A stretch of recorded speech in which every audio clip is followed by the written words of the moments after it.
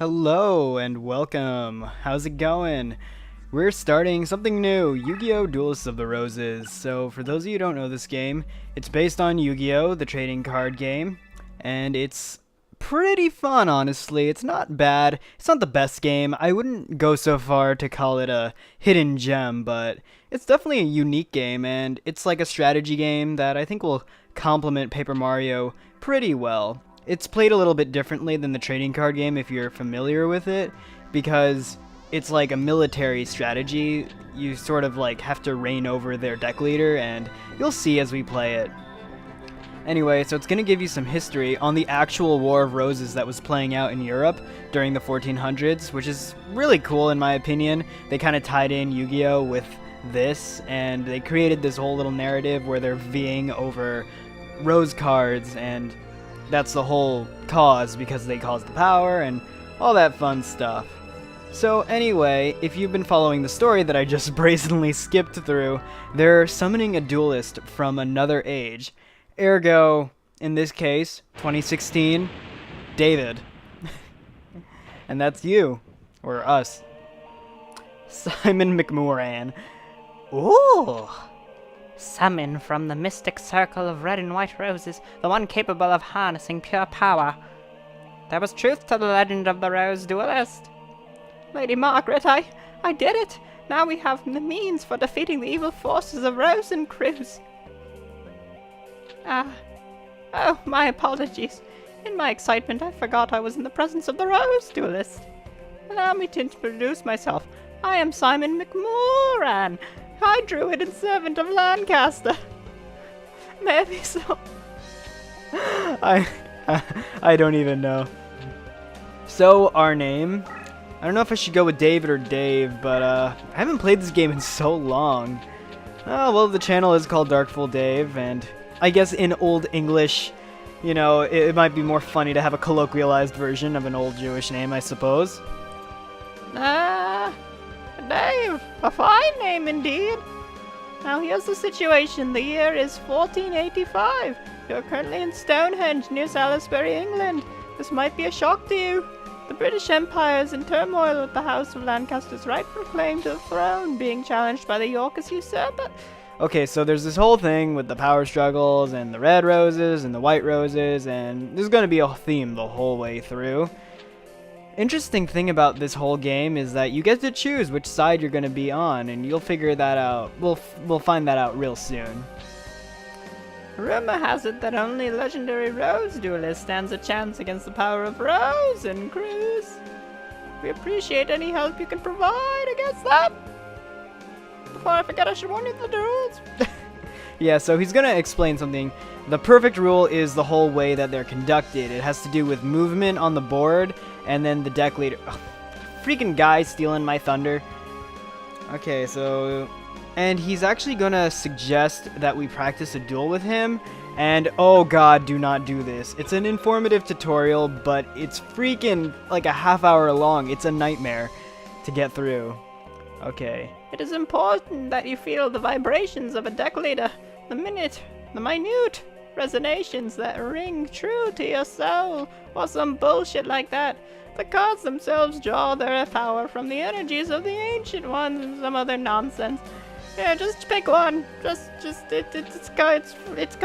Just pick a card, any card. Okay, so you gotta pick a good deck. Ooh. So we got Wolf Axe Wielder, Maiden of the Aqua, and the Illusory Gentleman. He sounds cool. Alright, so there are all sorts of little things. You can see this one's Water and Dark with fish as the primary source of whatever. This one's pretty mixed, actually. It's got a lot going on. And this one's like warriors and beasts, it seems. I'm gonna go with the Gentleman, because it's got a nice mix of things. Who knows what we can create with that. I see you've selected your deck. I'm still here, by the way. So that's the effect of the Celtic Rose cards. It looks like there's some truth to the rumor that the Rose cards are capable of time transformation. Who is there? Who's there? I have already forgot the voice I just gave him.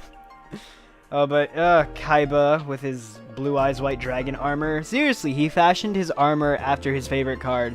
He's crazy. Only a member of the Rose Crusaders may call me by that name.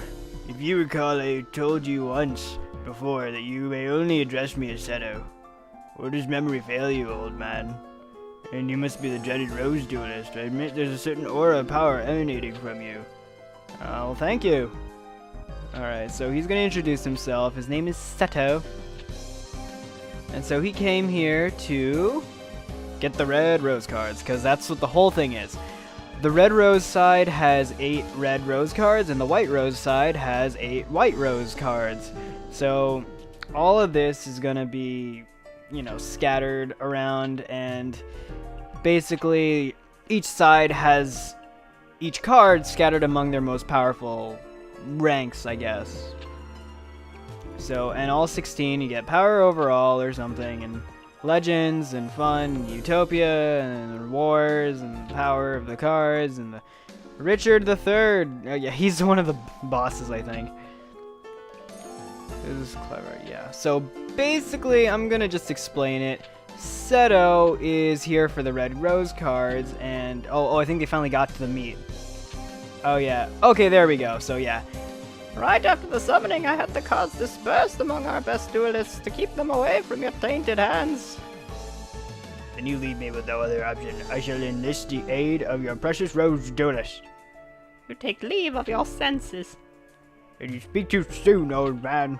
Heed my words, duelist. Heed my words. If you wish to return to your proper time period, you'll acquire 16 cards. Red and white, laid out in reverse of the summoning. Oh. You know the spell. Alright, so he knows the spell, and he can send us home. Honestly, both of these sides are equally capable of sending us home after we help him win the war. That's why you get the choice. So he's gonna give us the choice. Soon. And he's gonna be like, they were so desperate, they just had to freaking summon you. And it's like, we're already winning. And it is true, like, the red side was losing, so they summoned us to give him the edge. And now here comes the white side just to kind of take us to really just conquer all leverage. So, and it's true, if I remember correctly, if you side with the Yorkists, the game's a lot easier. It's really tough if you side with the good guys, but the game wants you to side with the good guys. Honestly, I really like the Yorkists. They're my favorite team to join because my favorite deck build you can acquire when you side with the Yorkists because of the people you fight. You fight an entirely different group of people if you side with the Lancastrians. But the thing is, we're going to be doing both of these eventually, so I'll start with the good guy side. Besides, you can get some really powerful cards early in the game if you do this. How disappointing. Oh well, you made your choice and I respect that. You see, Seto's actually really cool. He's not, like, passionate, you know? Like, honestly, like, even though we just joined the side that's opposite him in a war, he's being really chill right now. So that's the whole thing. None of these guys like each other, though. The French Empire, Brest. Okay. Oh, we got some smooth jazz in France here. Oh god, that guy's got an axe. I gotta get away from that. Dave, I present Prince Yugi, last Prince of Lancaster, a true Welshman, and hope, who we call ourselves. My lord, I present Dave, the world's jealous. You serve us well, Simon. My mother was wise in summoning you from Scotland. Oh, was he supposed to be Scottish? You honor me, sire. Wait, Scots don't even roll their R's. What am I doing? Okay, so his name is Henry Tudor, because that was the name of the actual guy in history. But he's gonna go by Yugi because, you know, little kids who played this game have no respect for European history and the wars that happened therein and all that military stuff. So he's gonna say it again. We have to have a lower deck cost. Each adversary in this game has a deck cost, so each card has a point, and then their entire deck will have a big point value. And then you need to be able to create a lower deck cost so you can get their rose card. But basically, the game says you need the lower deck cost to fight them at all. So, That's going to be a whole thing. He just talked about invading England, and I'm assuming the time has already passed because our ship is on its way in these amber waters of urine, it seems. I'm going to forget about all of that, and let's just go. So the invasion begins. And it's basically just us dueling people. So, we have access to Rex and Weevil. These guys, if you ever watched the show, you would know these guys are like, you know, the bad guys, but they're not that bad because they're not that threatening. But they're the first guys we're going to fight. Obviously, I have a low deck cost already because I don't have any new cards.